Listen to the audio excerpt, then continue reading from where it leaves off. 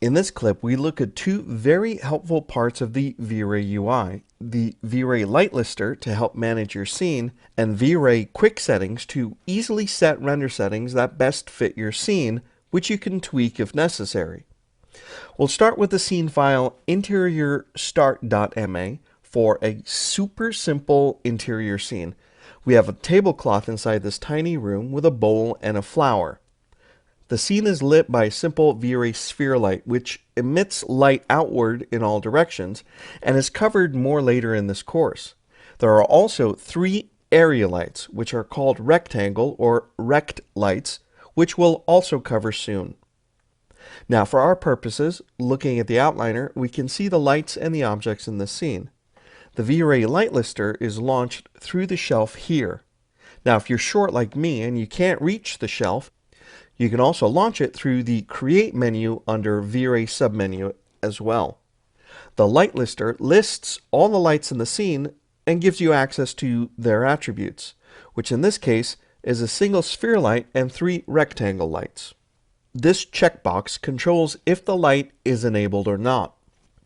Our scene only has the sphere light currently on. You can see the intensities of the lights, called multiplier, as well as the color of each light here. For the sphere light, note that the temperature is checked, with a value in Kelvin set to 4900 to get its coloration. So basically, the Light Lister gives you access to edit the more important light attributes, which we'll cover soon in the course, all in one place. Clicking the bar next to each light opens its attributes. You'll notice that the rect lights are set to be portal lights, which will allow any exterior environment light to come in through these windows. Now, the lights are categorized by type in the lister. So let's go to Create Lights and create a Maya directional light. And it shows up only when you click the refresh button in its own section. Now delete the light from the scene and refresh the light lister again, and you see it's gone. Go to the Camera 1 view and start an interactive render in the VFB with the IPR icon. The one sphere light creates a dim environment with harsh shadows. As the interactive render runs, turn on all three rect lights and nothing happens. Now, that's because they're set to be portal lights, as I mentioned earlier. Uncheck the portal attribute one by one in the light lister, and the IPR updates and gets way too bright. Now, as portal lights, they emit light in from the environment outside, so enable them to be portals again, and we'll come right back to them shortly. Open Render Settings. In the GI tab, turn on GI, and we get some light bounce inside from that one sphere light. Keep this image in the back of your mind and in your history. Turn GI off to go back to that dark render. Now for the quick settings. Open V-Ray Quick Settings from the shelf and click this icon for Interior. This sets all the render settings you need for the typical interior scene, including turning on GI. But it also sets quite a few more settings to make it easy to make a final production render. Stop the IPR and click the teapot for a full production render. The quick settings give you a clean final render without having to set everything up manually. Cool thing is, you can use the sliders here to set quality of the GI, for example, and it updates in the render settings. The slider for shading quality sets how the materials react to lighting and reflections, especially if you have glossy reflections or refractions where they're blurred in the material. And finally, the image anti-aliasing quality sets the sampling for the image.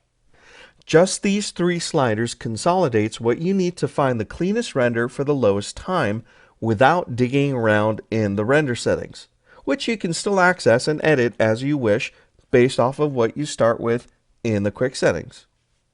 Now, to reset everything back to default, first you have to close the quick settings window. And then in the render settings, click Preset, Load Preset, Default Settings. And everything sets back to earlier, and go ahead and start a new IPR.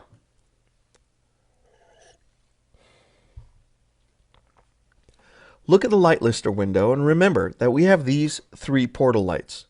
With IPR still running, turn off the sphere light. Now we got a lot of light all of a sudden. This is from the default light, which turns on when there's an absence of lights in the scene. I always advise strongly to turn that off no matter how you're lighting, GI or otherwise. Now stop the IPR. In Render Settings, open the Lights section and uncheck Default Lights. Restart the IPR and you get black as there's no light. In the Light Lister, toggle the sphere light to make sure, and yeah, we're good. It's working just fine. Now turn on the 3 rectangle portal lights and nothing happens. And that's because we have no environment. Stop the IPR. In Render Settings, which has been set to default again, in the Overrides tab, open the Environment section and click on Override Environment. Now, if it doesn't already, set the GI texture to white or a bright pale blue, and then enable GI in the GI tab, and go ahead and render. Now, as you can see, as the render resolves, there's light in the room now. Stop the progressive render after about 30 seconds or so and save it to the history. In the quick settings again, click Interior and render again for a comparison of the two. You can see the image quality is as good or better than the progressive default render in less time. So make sure to use the quick settings to get you at least started with a good desired output. And you'll see that in this clip, we got familiar with the light lister as well as the V-Ray quick settings to get off and running with rendering this interior scene.